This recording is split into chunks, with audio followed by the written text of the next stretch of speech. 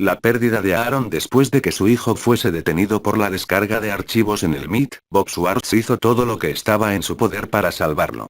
No pudo. Ahora él quiere que el instituto confiese qué papel tuvo en la muerte de Aaron. Hubo un momento, durante los 2 años de procedimientos legales que sobrepasarían, y luego harían añicos, 2 vidas, cuando Bob Schwartz y su hijo Aaron se encontraron con un poco de tiempo libre. Habían llegado al edificio de la Reserva Federal, en Boston, para encontrarse con el abogado de Aaron. Una de las decenas de reuniones Bob organizaría con la esperanza de defenderse de los 13 cargos de delitos graves en contra de su hijo. Pero era temprano, así que dieron un paseo. Aaron era el primer hijo de Bob, el mayor de 3, y él siempre había sido un niño frágil. Al crecer, Aaron y sus hermanos, Noé y Ben, tuvieron acceso sin restricciones a la naciente Internet, creando y codificando proyectos de su propio diseño. Las noches las pasaban construyendo robots con Legos, jugando a Misto Magic the Gathering. Las conversaciones de sobremesa podrían afectar a los méritos de una fuente en particular, o las teorías de Edward Tufte de la información. Era una casa de ideas, dice Bob. Aaron aprendió a leer a los 3 años, y se empezó a aburrir de la escuela poco después. En 9º grado se convirtió en un activista contra la escuela, con el argumento de que los ejercicios memorísticos y las tareas que les mandaban no podían enseñar a los niños a pensar. En lugar de ello, optó ser deseducado, y documentaba su progreso en un blog que llamó Story Arc Subversión. Vivió más su vida en línea de lo que lo hizo con sus amigos, dice Bob. Había un grado de alienación que se produjo, sobre todo, a medida que envejecía. Él estaba trabajando en Internet y eso era una especie de tierra incógnita. Pero Aaron encontró una red de amigos en línea, muchos mucho mayores que él, que compartían su interés por el futuro de la web. Ellos pasaron un tiempo juntos en su casa de Highland Park. La unión con los libros recortaba a Aaron con el canon de la familia. Un verano, estaban catalogando varios miles de sus libros de acuerdo con el sistema de clasificación de la Biblioteca del Congreso. Una noche, una pelea estalló sobre ese sistema. Aaron ganó.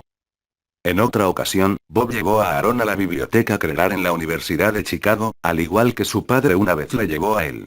Bob dejó a Aaron través de los montones, sacó un libro del estante y lo acunó en sus manos. Era de 1800, una maravilla. Le dijo a su hijo que las bibliotecas eran portales al conocimiento del mundo. Siempre que Aaron necesitaba consejo, su padre compartía una visión de la vida o de la literatura. Siempre respondes cosas con las historias, Aaron diría. Esa tarde, mientras Bob y Aaron daban vuelta a la manzana, discutieron los acontecimientos del par de meses anterior. El arresto de Aaron, cuando lo pusieron contra la acera, cuando le cachearon desnudo y confinamiento en solitario durante la acusación. La ruta cada vez más tortuosa en la negociación con la oficina del fiscal de Estados Unidos fue teniendo cargos, y esos gastos legales, no tardarían en costar 1,000,000. La condena por delito grave que Aaron tanto temía. Aaron dijo que se sentía como si hubiera estado viviendo en una versión del Proceso, la novela clásica de Kafka, que trata de la incoherente persecución de un acusado llamado Joseph K. Aaron había leído esa historia en 2011, poco después de su detención, y la describió como profunda y magnífica en su blog. No había leído mucho a Kafka antes y había crecido creyendo que se trataba de una obra paranoica e hiperbólica, escribió.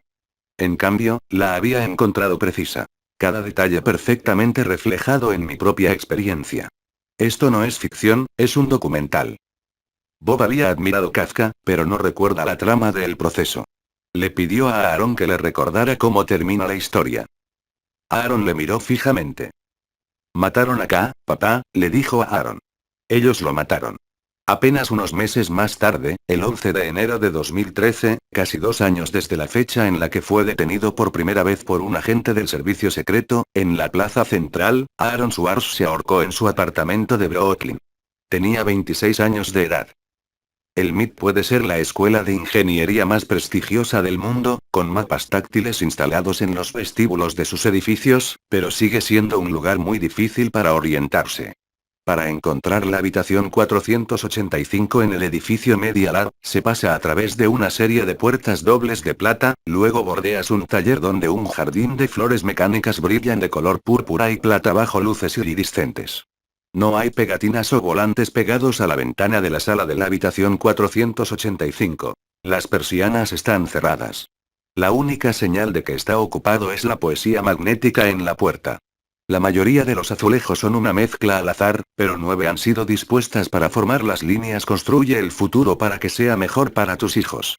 Bob Schwartz está dentro. Bob tiene ojos marrones y tipo una frente coronada de pelusa gris. Lleva una camisa a rayas, unos caquis, un cinturón marrón, un reloj Tag-Heuer con una correa de cuero marrón simple, y zapatos cómodos. Gira en su silla con una pierna metida debajo de él. La habitación es pequeña, solo alrededor de 10 por 14 pies, pero hay 7 sillas de oficina. Aquí es donde las sillas pasan el rato, bromea. Hay cansancio en su voz. Me siento mal si las pongo en el pasillo. Bob vive en Newland Park, Illinois. Durante más de una década, ha viajado al campus del MIT cada mes para consultar los aspectos de propiedad intelectual de las creaciones de Media Labs. Tras la detención de Aaron, estos viajes pasaron a tener más urgencia. Tenía que presentar mociones, reunirse con los abogados, suplicar a los administradores del MIT. Ahora, a raíz de la muerte de su hijo, venir aquí se ha convertido en su duelo. Veo a Aaron en cada esquina, dice. Paso por el edificio. Veo a la policía del MIT. Me acuerdo de él, suspira. Pasamos mucho tiempo aquí. Hay todo tipo de aspectos dolorosos de lo que pasó. Vuelven.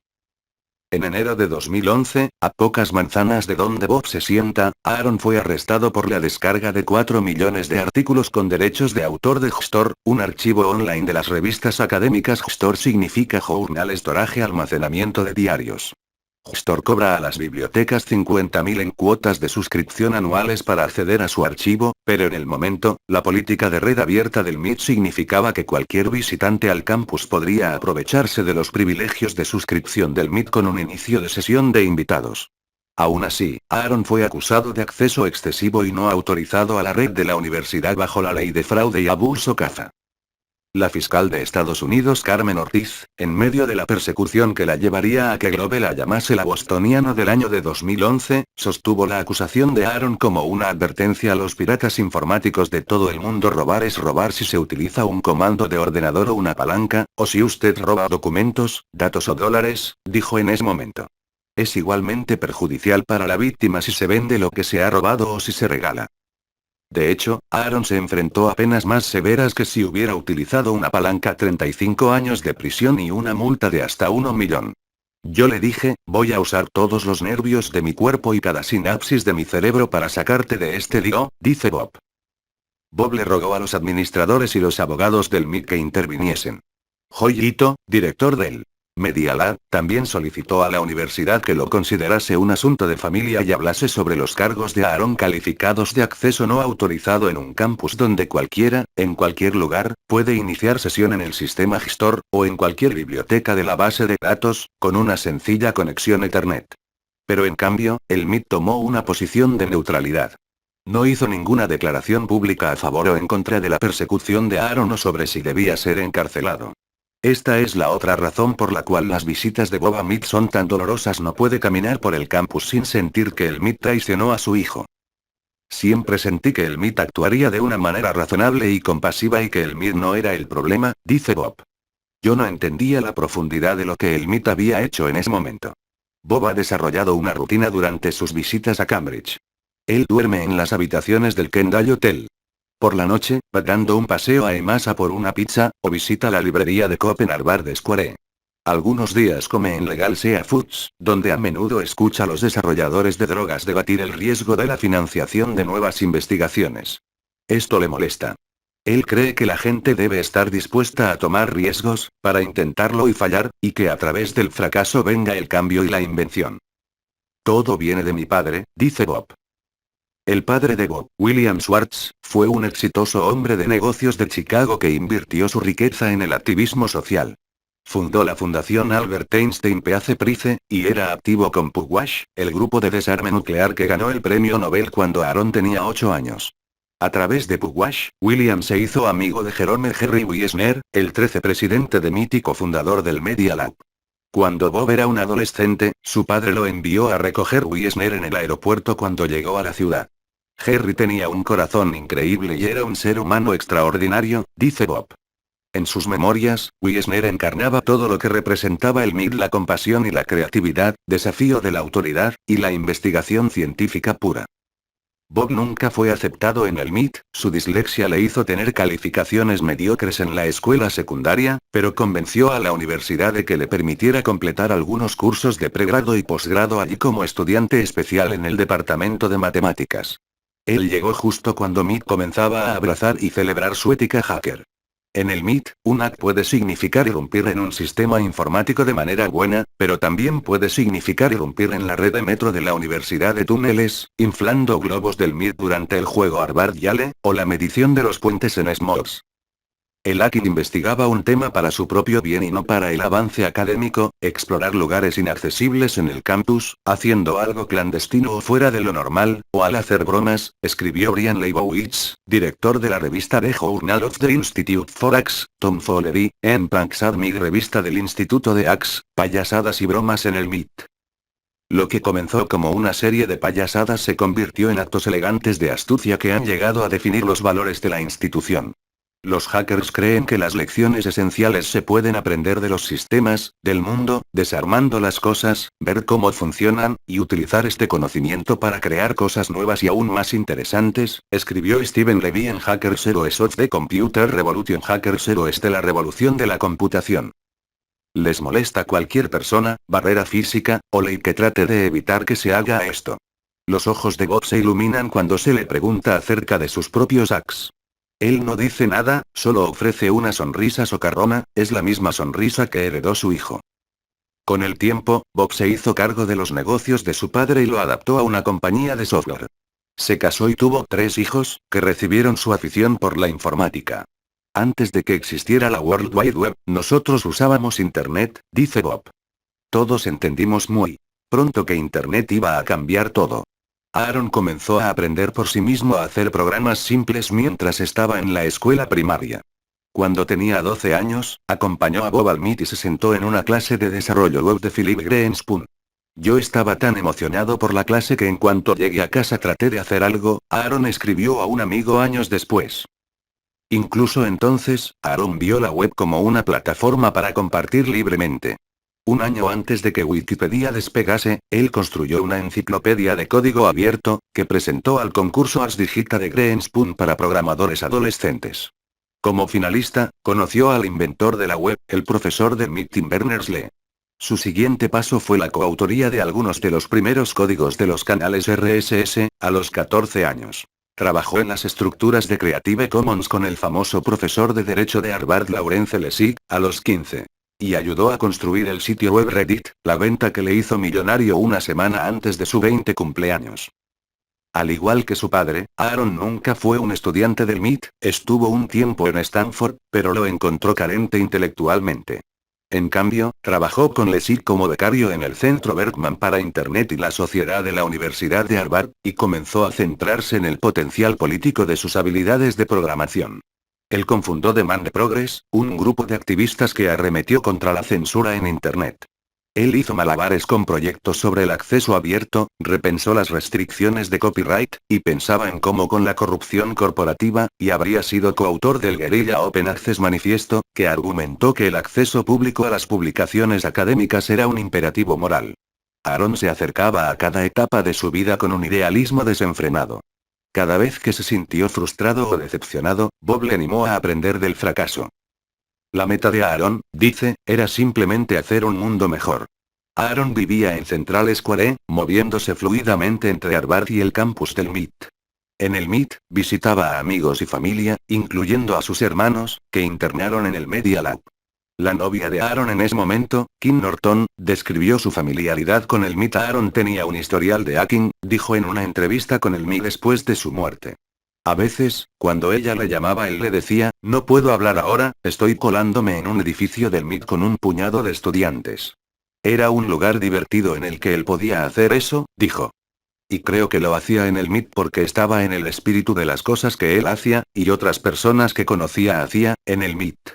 Norton dijo al MIT que Aaron tenía la costumbre de recoger Big Data, y que ella había ayudado a liberar millones de libros de dominio público de Google Books. Era un juego. Era un coleccionista de datos. Él realmente amaba tratarlos con scripts y analizarlos y tratar de conseguir cosas. Creo que él pensaba que si el MIT no hubiese querido que hiciese eso, le habrían dicho que parase. Aaron era un hijo de Internet, y cuando la noticia de su suicidio comenzó a filtrarse online, se puso de luto. Berners-Lee dijo en Twitter: Aaron muerto. Caminantes del mundo, hemos perdido a un sabio dignatario. Hackers por derecho, somos uno menos. Padres, hemos perdido a un hijo. Dejadnos llorar. Larry Lessig terminó su requiem en línea con Siempre te querré, muchacho dulce. Por favor, encuentra la paz que buscabas. Y si lo haces, por favor, encuentra la manera de compartir eso también. La familia Swartz emitió un comunicado más puntiaguda. La muerte de Aaron no es simplemente una tragedia personal, decía. Las decisiones tomadas por los funcionarios de la Oficina del Fiscal de Estados Unidos, Massachusetts y en el MIT contribuyeron a su muerte. El MIT se negó a apoyar a Aaron y a los queridos principios de su propia comunidad. En el funeral de Aaron, Bob fue aún más crudo. Aaron no se suicidó, fue asesinado por el gobierno, dijo, dando titulares a todo el mundo, y agregó: tratamos de conseguir la ayuda del MIT y que mostrase compasión, pero sus preocupaciones institucionales eran más importantes. En marzo, Bob volvió al campus para el funeral de Aaron. Escribió las palabras que iba a decir ese día en su oficina en el edificio Media Lab. Vestido con un traje gris oscuro, se paró en el podio, y citó el trabajo de otros visionarios digitales que se mofaron de la ley: Steve Wozniak y Steve Jobs, Bill Gates, Mark Zuckerberg, y el fundador de Polaroid, Edwin Land. Esta gente hizo exactamente lo que el MIT les dijo que hicieran, que colorean fuera de las líneas. Pero el MIT de hoy destruye este tipo de gente, dijo. Ahora es verano, y la luz del sol de agosto se filtra por la ventana de su oficina. En enero, el MIT le preguntó el profesor Al Abelson, un líder del movimiento de acceso abierto Open Access, para dirigir una investigación sobre el papel del MIT en la muerte de Aaron, y esta es la primera vez que Bob ha estado en la escuela desde la publicación del informe, unos días antes. Abelson entrevistó a docenas de personas, los amigos y la familia de Aaron, los funcionarios encargados de hacer cumplir la ley, los abogados de Aaron, los abogados del MIT, y 2 equipos de funcionarios de la administración del MIT. La dimisión de Susan Ockfield como presidenta llevaría a una revisión administrativa y a una renovación de citas. Los administradores de la universidad habían rechazado sus solicitudes de reunión hasta que se completase, pero ayer mismo, fue capaz de sentarse con el presidente del MIT, L. Rafael Reif, durante casi una hora. Él se sintió alentado al ver un retrato de Jerry Wiesner sobre el escritorio de Reif. Le dijo al presidente que las cuestiones asociadas con la muerte de Aaron van al alma del MIT. Hubo una falta total de compasión en la forma en que manejaron el caso, dice ahora. Y esa es la tragedia. Y en la medida de que eso no cambie, el MIT habrá perdido completamente su camino. Se suponía que iba a ser el trabajo de un fantasma. A finales de 2010, después de crear el perfil de usuario falso Gary Host, acortado sería Ghost Fantasma en el correo electrónico de acceso a Aaron, comenzó la descarga de archivos de Gestor.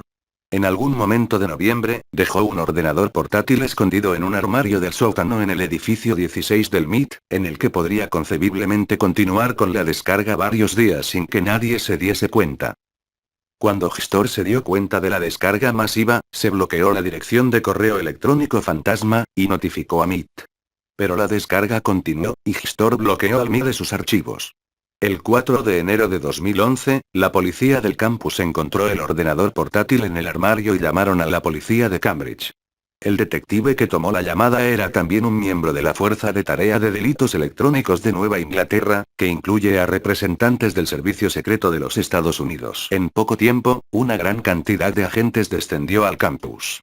No estaban seguros de qué se trataba exactamente, pero sospechaban de una violación internacional. Cuando el servicio secreto llegó, Bob dice, lo primero que preguntaron fue si alguna investigación clasificada de la universidad estaba amenazado. Los oficiales colocaron una cámara de vídeo en el armario, mientras que el agente del servicio secreto en el caso, Michael Pickett, preguntó a los servicios de información y tecnología del personal de la escuela si tenían alguna grabación electrónica útil para la investigación. Sin una orden judicial, los abogados de la oficina del abogado general de MIT dieron los materiales a Pickett. El sospechoso regresó al armario esa misma tarde, pero cuando la policía del MIT llegó ya no estaba.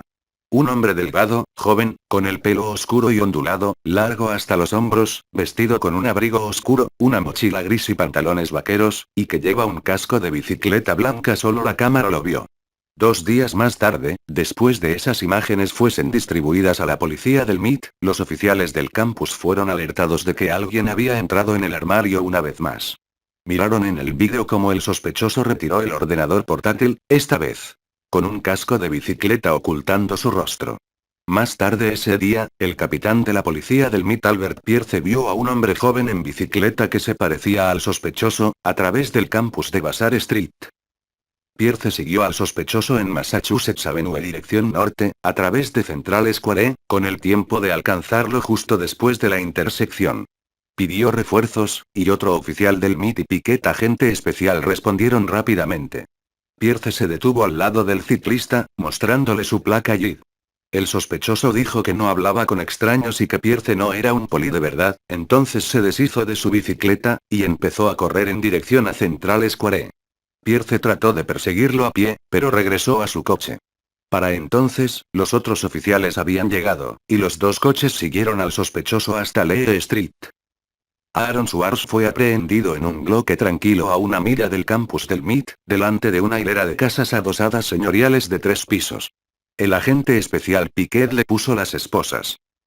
Fue acusado de allanamiento de morada con la intención de cometer un delito grave. Él estaba a pocas cuadras de su casa. Bob estaba saliendo de un avión en San Francisco, cuando su esposa, Susan, le llamó con la noticia. Aaron ha sido arrestado en el MIT. Bob llamó a Aaron inmediatamente. Dijo que había sido maltratado, que los oficiales tomaron su bicicleta, mochila, y el portátil. Sonaba asustado, recuerda Bob. Bob se alarmó, pero esta no era el primer choque de Aaron con la ley. 4 años antes, el FBI había investigado a Aaron por una descarga masiva de la página de Public Access to Court Electronic Records PACER, un archivo de las cortes judiciales del gobierno. El activista Open Government Gobierno Abierto Carl Malamud cree que los documentos públicos deben ser libres para el público, y alentó a los activistas a liberar los archivos a través de una versión de prueba gratuita que PACER ofrecía a las bibliotecas. Aaron dijo a Malamud que él había escrito un script que podía hacer descargas fuera de la red de la biblioteca, pero Malamud le dijo que se adhiriese a los canales apropiados. Aaron siguió adelante y utilizó su script de todos modos, descargando unos 2,7 millones de archivos. Esa vez, Aaron advirtió a sus padres de que el FBI podría hacerles una visita. Bob y Susan estaban molestos, pero trataron de no demostrarlo. Yo quería que entendiese que tenía nuestro apoyo, dice Bob.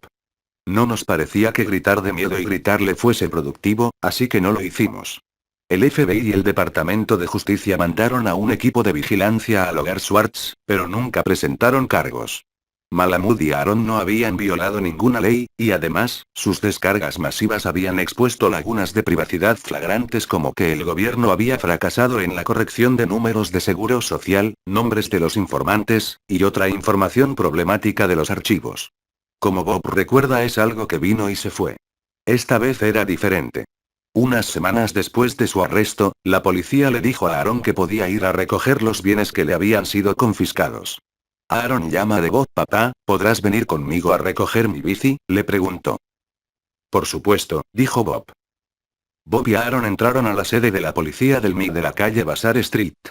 Mientras estaban sentados en la estación, mirando a través del cristal a prueba de balas, era como, ¿qué estamos haciendo aquí? Bob recuerda. Aaron estaba miserable y deprimido. Los policías del MIT le devolvieron su casco, mochila y bicicleta, pero mantuvieron una unidad USB que se había utilizado para las descargas. Ahora le toca al servicio secreto, Bob recuerda que dijo el poli. Los dos se miraron y dijeron: esto es mucho más grave de lo que pensábamos. En las esquinas Open Access, acceso abierto de Internet, los compañeros hackers de Aaron aún buscan una respuesta que había planeado hacer con los archivos descargados. La mayoría de los actos de desobediencia civil se hacen públicamente, sin inicios de sesión fantasmas o portátiles ocultos.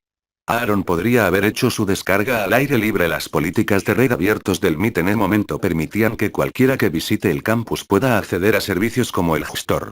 Esa apertura, junto con la histórica celebración de la cultura hacker de la universidad, podría haber dado lugar a que Aaron pensase que sería más probable ser castigado que procesado. Pero eso no explica por qué recurrió a maniobras clandestinas. Solo Lessig, que durante poco tiempo fue abogado de Aaron, ha dicho que sabe a ciencia cierta cuál era el plan de Aaron. Pero él lo comparte. En cambio, ha dejado caer pistas. En una conferencia en Harvard, poco después de la muerte de Aaron, exponía posibles escenarios. En uno, Aaron tenía la intención de liberar los archivos a los países del tercer mundo. Otro escenario planeó analizar los datos para buscar evidencias de ciencia corrupta, tal como había hecho con una base de datos legal bajo la guía de Lessig en Stanford. Para Bob, esta última explicación parece más probable. Hubo una conversación que tuvimos en la que indicó que el objetivo de estos documentos era hacer un metaanálisis de ellos, dice Bob. Él describió, de manera similar, fijándose en la financiación asociada a los documentos. Pero las razones no importan al final, dice. Él sabe que casi no le importaban a la fiscalía. La verdadera pregunta es: ¿sabía Aaron, ese otoño, al peligro al que se exponía?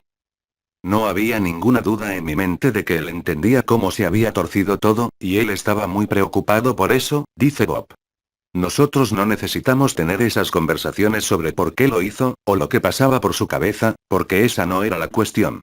Hay una historia que contó a Aaron entonces, justo después de su detención. Mira mi mano, le dijo a su hijo, señalando una cicatriz en la piel entre su dedo índice y el medio. Cuando yo era un estudiante, estaba trabajando en el cuarto oscuro del New College, y estaba poniendo un tapón de goma en un tubo de vidrio. Y cada vez metía más adentro el tapón en el tubo de cristal, este se resquebrajaba, y me dije a mí mismo, ya sabes, me voy a clavar ese tubo de vidrio en la mano, pero seguí insistiendo, y me clavé el tubo en la mano. Y me fui al Sarasota Memorial Hospital y el médico no era el mejor y él cosió de nuevo mi dedo y dejó esa red en mi mano. Porque debería haberlo dejado, sabía yo. Stephen Eyman, el abogado principal en el caso de Aaron, es conocido por su tenaz e inflexible enfoque de sus procesamientos.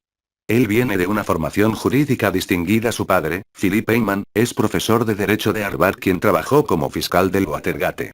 Philip Eyman también se desempeñó como su procurador general en la Casa Blanca de Clinton, donde se hizo amigo de Ortiz y Rickolter, quien luego se convertiría en secretario de Justicia. El Eyman joven se hizo un nombre a sí mismo por ser pionero en el enjuiciamiento de los delitos informáticos dentro de la oficina del fiscal de Estados Unidos en Massachusetts. Durante casi 3 décadas, ha defendido las leyes señaladas por la Ley de Fraude y Abuso Computer Fraud and Abuse Act, CFA, y como jefe de la Unidad de Delitos Cibernéticos en la oficina del fiscal de los EE.U. Él supervisó la primera vigilancia electrónica autorizada por los tribunales de una red informática. En 2000 trabajó en el caso en contra de Jonathan James, un joven de 16 años que había violado la red de la NASA. James se convirtió en el primer menor enviado a la cárcel por crimen de piratería informática. La CFA fue la reacción histérica del Congreso a Wargames Juegos de Guerra, la película de 1983 en la que un adolescente Matthew Broderick hackea el arsenal nuclear de NORAD. El objetivo era proteger a los bancos y los ordenadores de defensa estadounidenses de las amenazas cibernéticas internacionales, pero a medida que Internet ha ido evolucionando en las últimas 3 décadas, también lo ha hecho la CAFA. El Departamento de Justicia ha ampliado su alcance y ahora lo utiliza para presentar cargos para una amplia gama de infracciones en línea, algunos tan triviales como mentir en tu propia página de MySpace. El trabajo de Eyman en la CAFA ha ayudado a darle pie. En 1994 dirigió la persecución del estudiante del MIT David Lamacchia, quien fue acusado de utilizar las redes de la universidad para copiar $1 millón en software, que luego publicó en línea para que otros lo utilizasen. Como Schwartz, Lamacchia se enfrentó a la cárcel con cargos de delitos graves. A diferencia de Schwartz, su caso fue rechazada por un juez, que consideró que sus acciones fueron descuidadamente irresponsables, pero dejó irse a Lamacchia porque no mostró ninguna intención de sacar provecho de sus acciones. En los círculos jurídicos, este enfoque Robin Hood a la distribución de software se llegó a conocer como la escapatoria Lamacchia. En 1997 el Congreso aprobó una ley que fortalece la sanción penal por infracción de copyright, incluso si el propietario no tiene intención de obtener un beneficio. La medida fue precursora temprana de la legislación Stop Online Piracy Act SOPA, que flotaba en el Congreso en 2011, una legislación en la que Aaron hizo campaña en contra, y que fue finalmente anulada. Para Bobby Aaron, Eyman era la cara del Estado. Los abogados de Aaron se acercaron a Eyman poco después de la detención de Aaron, para pedirle que retirase los cargos. Las reuniones no fueron bien. Eyman se negó a aceptar una solución que no implicara la cárcel. En un callejón sin salida con Eyman, Bob y Aaron se acercaron a la gestor. La compañía fue mucho más abierta a la negociación, y en junio de 2011, las partes llegaron a un acuerdo civil. Aaron pagó una multa de 26.500. Un portavoz dijo que Justor daba por concluido el caso. Nosotros no tenemos ningún interés en la continuación de este asunto legal. Sin embargo, la causa penal continuó hacia adelante sin inmutarse. Como la acusación de Aaron se acercaba, Heyman le ofreció un acuerdo con la fiscalía. Si accedía a un cargo de delito, él pasaría 3 meses de prisión, seguidos de un período de prueba y un tiempo en un centro de rehabilitación. Las negociaciones continuaron, pero al final Aaron dijo a Heyman que no. Prefería pelear los cargos por delitos graves e ir a juicio. Más tarde, Heyman diría al MIT que estaba estupefacto por la decisión de Aaron, y dijo que Aaron estaba sistemáticamente revictimizando la universidad por la elección de ir a los procedimientos jurídicos. Criticar públicamente el MIT en un juicio, dijo Heyman, era similar a atacar a una víctima de violación en base a que se acostaba con otros hombres. En los meses siguientes, a Aaron se le prohibió el acceso a los campus de la Universidad de Harvard y el MIT. Los agentes del servicio secreto hicieron trizas su apartamento. Heyman citó a la novia de Aaron, Kim Norton, para dar testimonio ante un jurado.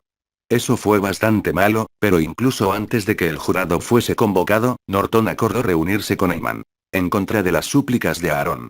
Norton diría más tarde que ella pensaba que podía convencer a Heyman de que abandonase la acusación. En cambio, la presionó hasta que tuvo lo que necesitaba. Norton mencionó que Aaron había sido coautor del manifiesto Guerrilla Open Access. Notablemente, la fiscalía no había podido leer a través de las entradas del blog del activista de Internet que habían decidido para imputar. Para Heyman, esta fue una pieza clave. Se estableció un motivo. Aaron quedó devastado. Si Norton no se hubiese reunido con Heyman, a su juicio, el fiscal nunca podría haber encontrado el manifiesto por sí mismo. Estaba furioso. Y aún más, Norton le diría a un investigador del MIT después, que estaba aterrorizado que cualquier persona que hablase con él fuese tratado como él mismo, así que él no hablaría con nadie. Me consideré radiactiva, él consideró a ambos radiactivos, cualquier persona con la que hubiésemos hablado de repente podría ser empujado a esa pesadilla. Bob cree que la cooperación de Norton con los fiscales fue una traición que dejó a Aaron desnudo. La relación de pareja se disolvió poco después. Unos días antes de la acusación, el abogado de Aaron llama a la oficina del fiscal de Estados Unidos y convino en que Aaron iba voluntariamente a rendirse. Pero Bob dice que los fiscales insistieron en arrestarlo. Le desnudaron. Le quitaron los cordones. Lo pusieron en confinamiento solitario y lo dejaron allí. Lo sacaron esposado. Y luego, después de publicarse su fianza, lo dejaron en una celda durante un par de horas, sin ninguna explicación. Era por sadismo. La oficina del fiscal de Estados Unidos sostiene que no tuvo en cuenta la anterior investigación del FBI cuando se tomó la decisión de procesar a Aaron, pero los lazos con el activismo de Aaron resonaban. En el día de su acusación, Aaron envió 11 tweets, muchas de las cuales estaban vinculadas a un artículo de la página de Man de Progress que compartía detalles de su caso. Esta campaña salvaje de Internet era un movimiento estúpido que desplazó el caso a un nivel humano de 1 contra 1 a nivel institucional, Heyman diría más tarde. Aaron fue acusado de fraude electrónico, fraude informático, y la obtención de información de forma ilegal desde y imprudentemente dañar un equipo protegido. Serían 13 cargos de delitos graves en total. En el momento de la acusación, la Fiscalía de Estados Unidos dijo que podría enfrentar 35 años de prisión. Aaron tenía colitis ulcerosa, y su familia temía que su salud se deterioraría si él fuese a la cárcel. Él estaba cada vez más deprimido. Las negociaciones de declaraciones interminables, discusiones sobre la cárcel, a qué cárcel para ir, cómo iba a ser el centro de rehabilitación, eran una tortura, dice Bob. Ellos eran una tortura para mí, pero mucho más que tortura para Aaron. Él no podía hacerle frente. Yo me ocupé de los aspectos legales del caso, ya que era muy difícil para él hacerlo. Y, ¿sabes? Eso destruyó su sensación de seguridad. En una entrevista en diciembre, el primer asistente del fiscal de Carmen Ortiz, Jack Pirozzolo, habló conmigo sobre el caso. Steve Heyman es un cuidadoso, prudente fiscal. Él ha tomado la tragedia del suicidio del señor Schwartz muy mal. Nosotros como fiscales tenemos un trabajo que hacer. Seguimos la evidencia donde quiera que se encuentre, y recomendamos los cargos basados en las pruebas y la ley aplicable. En este caso, la evidencia de conducta criminal dirigió al señor Schwartz, y no creo que pueda haber mucho debate sobre eso, me dijo. Él sostiene que el imperio de la ley debe ser aplicado sin importar el talento de alguien, la estatura, o las creencias políticas. Hasta donde yo sé, el Congreso no nos ha dicho que hay un cierto conjunto de reglas para los estudiantes del MIT y otro conjunto para todos los demás. La afiliación de una persona con el mito Harvard no confiere inmunidad de las consecuencias de violar la ley. El señor Schwartz era, obviamente, un tipo con talento, pero nuestro sistema no puede funcionar si se aplica un conjunto de reglas para un grupo de personas y no a otros, porque aprobamos sus talentos. Hay, en cierto sentido, una doble moral impresionante que se está aplicando aquí. Para Bob, las acciones de Eyman fueron más allá de las obligaciones de un fiscal. Claramente no sabe lo que le hace a la gente, dice Bob de Eyman. Y esta no es la primera vez. La presión que tenía sometido a Aaron no era la única. En 2008, Jonathan James, el hacker juvenil que Eyman había condenado en 2000 a la edad de 16 años, se encontró de nuevo bajo sospecha. En ese momento, Eyman conducía una investigación sobre la organización más grande de robo de identidad en la historia de E.U. Y James fue implicado. Nunca fue acusado, pero los agentes del servicio secreto saquearon su casa y pusieron un dispositivo de rastreo en su coche. El 18 de mayo de ese año, fue encontrado muerto en su casa después de con una herida de bala autoinfligida. En su nota de suicidio, escribió que había llegado a creer que iba a ser el chivo expiatorio como miembro clave de la red de hackers a causa de su condena anterior. Los federales juegan sucio, escribió. La relación entre Eyman y el MIT era complicada, y eso salió a la luz mucho más tarde. El informe de 182 páginas de Abelson, publicado en julio, ofrece una extraordinaria visión de la lucha de la universidad con su imagen pública. Y mientras que el informe justificaría en última instancia, que el MIT se mantuviese en su posición neutral, la universidad aparece a menudo indiferente e insensible en sus páginas. Por ejemplo, apenas unos días después que Gestor notase por primera la descarga masiva de Aaron y notificase al MIT, un miembro del personal del MIT de Sistemas de Información y Tecnología, escribió un correo electrónico explicando que la universidad no requiere autenticación de usuario para acceder a Gestor. Sin embargo, la mayor parte de las acusaciones contra Aaron a las que se enfrentó él eran calificadas como de exceso de acceso autorizado a la red del MIT bajo la caza. En ningún momento, ya fuese antes o después de la detención de Aaron Swartz, nadie de la fiscalía investigó si Aaron Swartz tenía autorizado el acceso a la red del MIT, escribió Abelson. Cuando se trataba de la cuestión más fundamental en el caso, ¿fue Aaron autorizado para acceder a la red del MIT o no? El MIT sostiene que los federales simplemente nunca preguntaron. Y el MIT nunca lo dijo. El MIT ha mantenido que su política en el caso de Aaron debía permanecer neutral, que en la práctica significaba, no hacer nada. Esto tenía precedentes.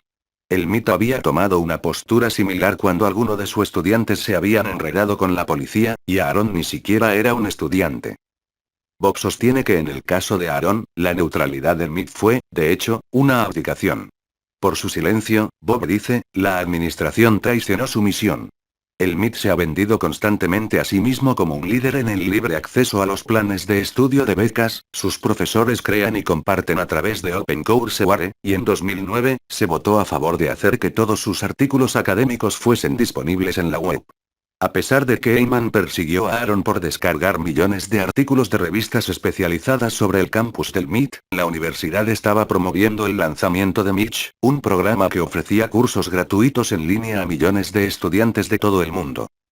Aún y con el pretexto de la neutralidad, los empleados de ICT del MIT inicialmente entregaron muchos registros a Eyman sin ninguna orden judicial. Incluso más tarde, a Eyman y al servicio secreto se les permitía llamar o escribir a cualquier miembro del personal que quisiesen, un privilegio poco común.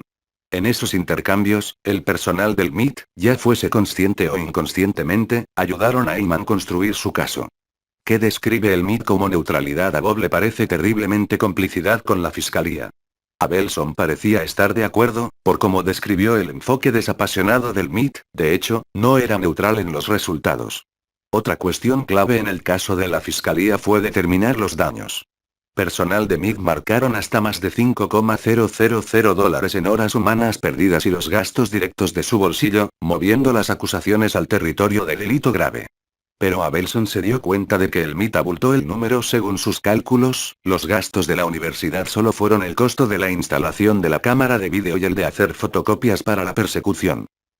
Más ejemplos de la complicidad del MIT aparecieron en los archivos que el equipo defensor de Aaron obtuvo de los federales durante el descubrimiento. Cuando el servicio secreto tuvo problemas para acceder al ordenador de Aaron, contactaron al MIT en busca de ayuda, como muestran los correos electrónicos. El personal de EasyT explicó amablemente cómo hackearlo. Luego está la nota amistosa de un analista de seguridad EasyT, que había trabajado en estrecha colaboración con el servicio secreto. En el día que Aaron fue acusado, el analista envió por correo electrónico a Eyman: bien hecho Steve y felicidades. Es un verdadero alivio y muy refrescante ver tu exactitud y precisión. Ellos llaman a esto neutralidad, dice Bob. El informe de Abelson también narra la terrible experiencia de Bob. Desde el momento de la acusación hasta el final de 2011, encuentra Abelson, Bob trató de persuadir al MIT de cambiar su postura. Lo intentó, y fracasó, obtener a Aaron una cita en el Media Lab, con la esperanza de que así obtuviese el apoyo de la universidad. Los abogados de Aaron se acercaron al MIT para tratar de llegar a un acuerdo, pero ellos lo rechazaron. Bob declaró: ¿por qué estáis destruyendo mi hijo? En otoño de 2011, la esposa de Bob, Susan Schwartz, cayó gravemente enferma. Bob se retiró de los procedimientos legales para centrarse en cuidarla a ella, y Aaron cambió de abogados. En la primavera de 2012, los nuevos abogados de Aaron trataron en vano de conseguir una cita con el MIT para discutir una iniciativa de disculpa. 12 llamadas fueron hechas y 12 llamadas quedaron sin respuesta de mayo a septiembre. En septiembre de 2012, Bob volvió a preguntar al MIT que declarase públicamente que no quería mandar a la cárcel a Aaron. Se negaron. El consejero general de la universidad dijo a Abelson que creían que apoyar públicamente a Aaron podría dañar su caso. Las tensiones en el MIT se intensificaron en octubre después de que los abogados de Aaron presentaran un recurso alegando que la universidad estaba actuando de preacordada con la fiscalía, lo que violaba las leyes federales y los derechos de la Cuarta Enmienda que protegían a Aaron de la irrazonable persecución y detención. La moción pretendía suprimir el auto de procesamiento y toda la información recopilada durante la investigación. El MIT tenía miedo de que sus empleados tuviesen que defenderse en el estrado, lo que Abelson concluyó que sirvió para alinear aún más los intereses de la universidad con la fiscalía. En los últimos meses de 2012, ya que ambas partes comenzaron a preparar las audiencias y se hizo cada vez más evidente que el caso de Aaron iría a juicio, disputas sobre los documentos estallaron. El MIT continuó proporcionando materiales a la oficina de Eyman bajo citación, pero Eyman no los compartía con la defensa. Cuando los abogados de Aaron dijeron al MIT que enviasen copias de los mismos documentos, el abogado del MIT les dijo que preguntasen a la oficina del fiscal de los E.U. Bob pronto llegó a creer que Eyman nunca había previsto que el caso fuese a ver una sala de tribunal. Los abogados se tiraron puras sobre mala conducta judicial. Estos debates estaban todavía muy en juego cuando los abogados de ambas partes fueron notificados de que Aaron se había quitado la vida. Me siento como si quisiese romper una ventana con un ladrillo, dice Bob a finales de octubre mientras baja por Ames Street en Kendall Square. Se dejó su abrigo en el edificio de Media Lab, y el viento atraviesa su chaqueta delgada. Bob se siente frustrado. El gobierno está cerrado, es decir que, sus esfuerzos para promulgar la ley de Aaron, la legislación federal que la reformaría la CAFA, han sido bloqueados. Bob quiere publicar los documentos descubiertos que la fiscalía reunió mientras preparaban su caso, pero el MIT ha estado quejándose, poniendo objeciones sobre la redacción. Y se ha encontrado con que es más difícil cambiar la universidad de lo que se esperaba. Cuando el informe Abelson fue liberado, el presidente Reid prometió una serie de foros que se celebrarían durante todo el otoño. La primera no estaba organizada hasta diciembre, casi un año después de la muerte de Aaron. El MIT ha dedicado miles de horas a la comprensión de lo que sucedió y para pensar acerca de a dónde vamos a ir a partir de aquí, dice el portavoz de la universidad Nathaniel Nickerson, explicando el retraso. En ausencia de las reuniones patrocinadas por la escuela, los estudiantes han estado hablando de la terrible experiencia de Aaron en círculos pequeños, si es que se sentían cómodos para poder hacerlo. Los estudiantes y profesores dentro y fuera del Media Lab han dicho que lo que le pasó a Aaron ha dado lugar a un efecto paralizante. Si le pudo pasar a él, le puede pasar a cualquiera de ellos. Ellos han sido reacios a compartir sus ideas en los foros en línea oficiales del MIT, los cuales requieren de inicio de sesión con IT de la universidad. Hay gente que me pide que publique algo por ellos, dice Nathan Matías, un estudiante graduado en el Media Lab. Me han dicho que temen repercusiones. El informe de Abelson afirmó que tomaban decisiones en el MIT habían ignorado las acusaciones contra Aaron hasta un año después de la acusación, y nunca formará un dictamen acerca de sus méritos.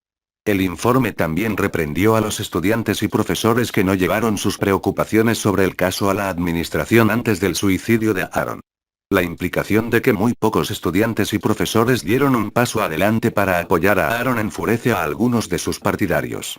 Cada vez que alguien está en peligro o pone a la universidad en cualquier tipo de riesgo, es lanzado debajo del autobús, dice Willow Root, un filial de investigación de Media Lab. ¿Por qué alguien querría hablar en contra de un tema como este? Es una mierda absoluta. Con el fin de tener integridad académica, es necesario tener un espacio seguro para la disidencia de las personas. Ethan Zuckerman, el director del Centro de Media Lab for Civic Media, dice que el informe Abelson también plantea preguntas sobre la cultura hacker de la universidad. El MIT se ha enorgullecido durante mucho tiempo de la creación de un espacio para experimentar, incluida la que implica doblar o romper las reglas, dice Zuckerman. Esta es una universidad que es reconocida internacionalmente por las travesuras estudiantiles como poner un coche de policía en la cúpula. Una de las primeras preguntas que, creo, es ¿esto solo se aplica cuando te estás divirtiendo? ¿O se aplica cuando se está involucrado en la política o el cambio social?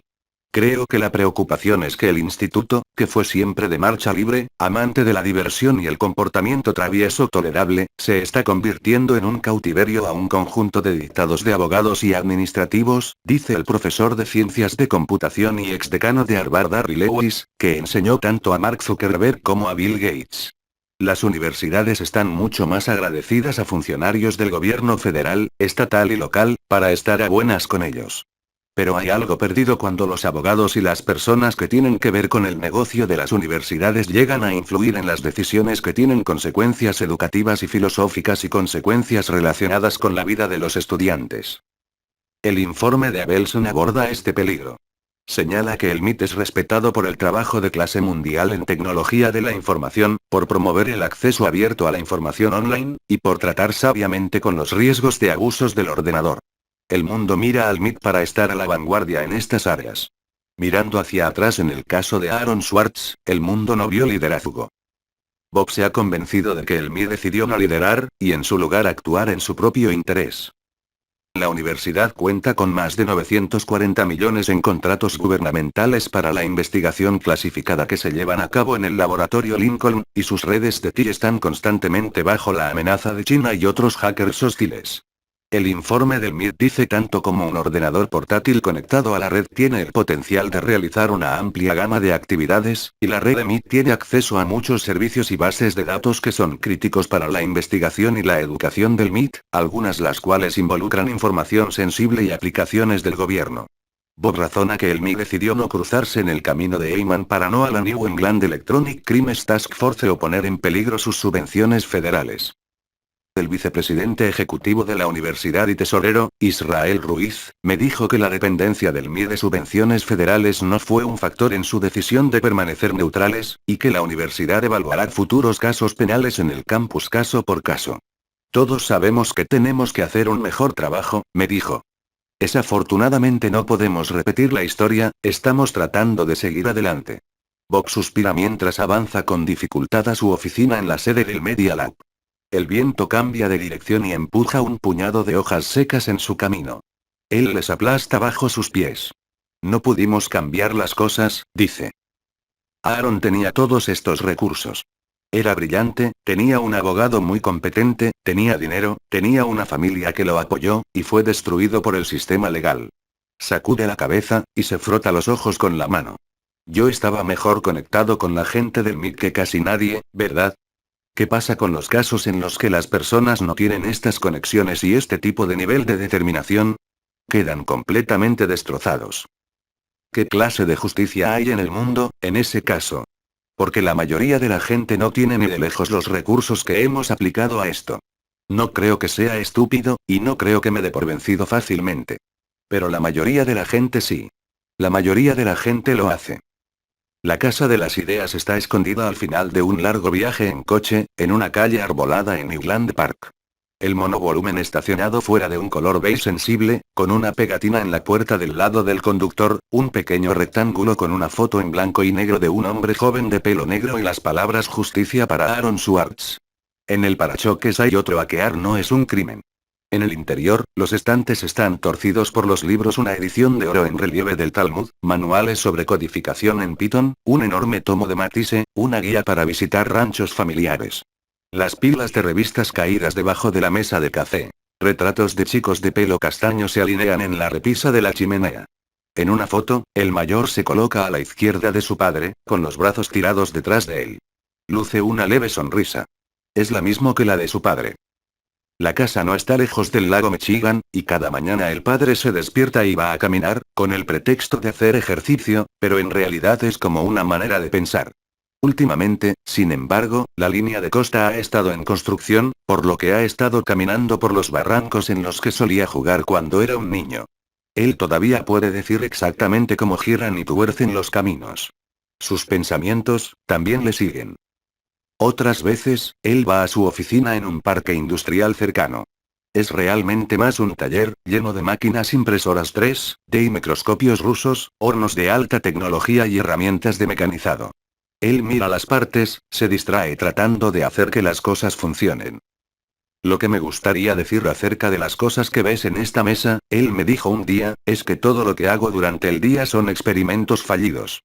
Coge un puñado de rejillas cuadradas de carbono de 2 pulgadas, del tamaño de una ficha de póker y me los muestra.